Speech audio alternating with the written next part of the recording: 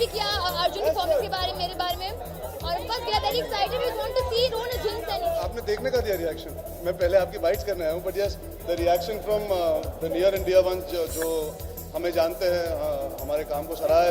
कल ट्रायल हुआ, आज जो रिएक्शन आ रहे हैं all over the country, my father very excited, तो जाहिर बात है बहुत अच्छा लग रहा है। It's very nice. मैं गुंडे के लिए आया था और रिएक्शन देखा था, तो I think this is becoming my lucky place to come back to.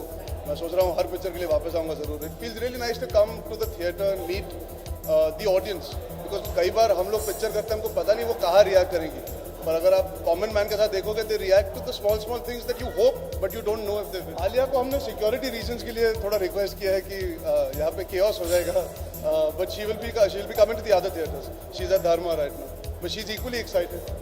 She had done these visits for highway. आप पूछ लो सवाल उनसे, क्योंकि I'm thankful that people have broken that stereotype in their head about me, which is I guess the idea of being an actor. You want to play different characters. Idea ये नहीं था कि मैं एक्शन में image बनाऊँ या lover boy बनूँ या बॉय नेक्स्ट डोर। आइडिया ये था कि people should want to come and watch my work. And with every passing film, I would like people to feel more confident कि ये अच्छा काम करते आ रहा है। जो अभी तक जो रिव्यूज आए हैं, जो फीडबैक आ रहा है, they've liked the subtlety and the simplicity in my performance. At a very selfish level, I think that's what I aspire for. That you see the front-footed texture of Parma, you see the attitude of Bala, but you see the simplicity and the earnesty that this boy has, Krish. And he's not a hero, which is what I really liked about him while I decided to do it. वो hero नहीं है, वो ये नहीं है कि मैं तेरे लिए ये कर दूंगा, तेरे लिए वो कर दूंगा, बस बातें नहीं कर रहा। वो बहुत simply he goes about it. And वो हम हिंदुस्तान में देखते हैं ना, लड़के फंस जाते हैं माँ और गर्लफ्रेंड के बीच में, बहुत आम चीज़ होती है, बहुत मुश्किल होता है, बिकॉज दोनों तरफ अपनी जगह दोनों सही है।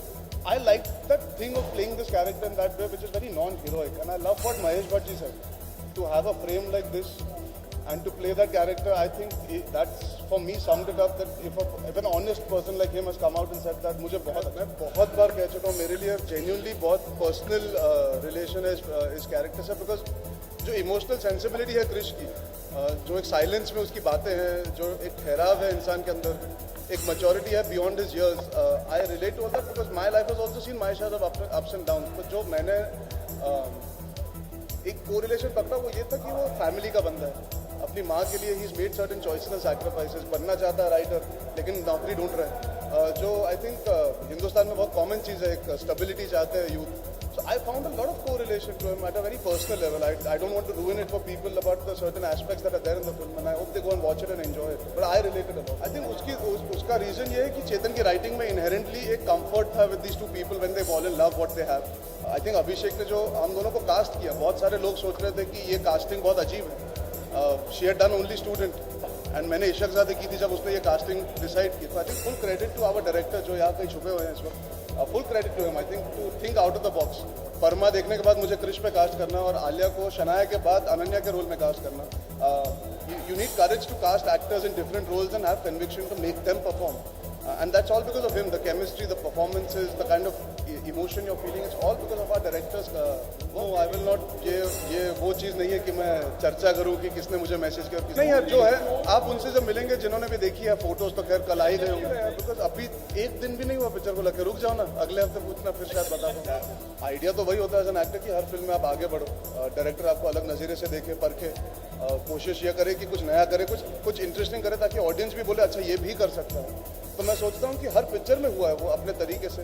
ऑब्वियसली टू स्टेट्स में बहुत विजिबली है, मतलब वो एक्चुअली इतना सटल परफॉर्मेंस है कि इन योर फेस है, बिकॉज ऑफ द विजुअल। जो मेरा अटायर है पिक्चर में, मैं ऐसे घूमता नॉर्मली, पर गुंडे में ऐसे नहीं घूम सकता था, परमा ऐसे नहीं है। So obviously I feel it is happening.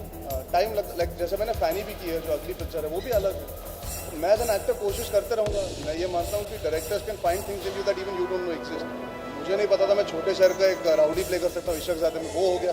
तो it's up to a director eventually what he. बिल्कुल, मतलब बहुत ही उम्दा एक्ट्रेस है, बहुत ही उम्दा एक्ट्रेस है। औरंगजेब कर चुका हूँ उनके साथ, and then now for to play my mother which is mind blowing. मैं बहुत मजाक उड़ाता हूँ उनका कि विलन से माँ बना। Thank you for assuming it's the success already, which is damn good. नहीं, तेवर की शूटिंग इस वक्त नहीं है, तेवर की शूटिंग कुछ दिनों बाद है, इसीलिए मैंने ये दाढ़ी और ये बाल फिर से उगाना शुरू कर दिया। थोड़ा समय है, I will start end of the month for Tevar, so I am there for you can find me.